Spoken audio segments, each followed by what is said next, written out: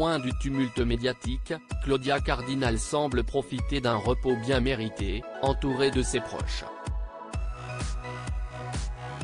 Auprès de nos confrères de Point de Vue, ce mercredi 24 mai, la star des années 60, souvent comparée à Brigitte Bardot, alors qu'elle n'a jamais voulu faire concurrence à qui que ce soit, s'est confiée sur sa vie à l'abri des caméras, dans le sud-est de Paris, elle dont la dernière apparition au cinéma ou à la télévision date d'il y a déjà 3 ans.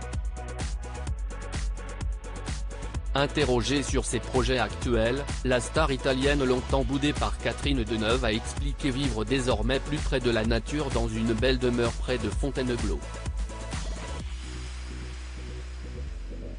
Une ville où elle séjourne en compagnie de ses enfants et où est également domiciliée sa fondation Claudia Cardinal. Nous avons souhaité, ma fille et moi, continuer ensemble les batailles qui ont été les miennes durant ma vie, défendre les droits des femmes, auprès de l'UNESCO, et l'environnement.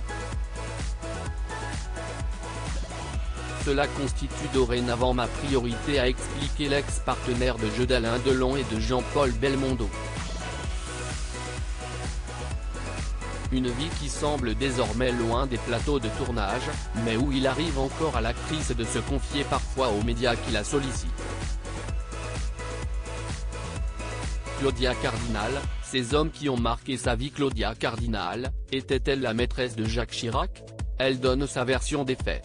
Claudia Cardinal profite d'ailleurs de ses échanges avec les journalistes pour remettre les points sur les i de certaines histoires et rumeurs.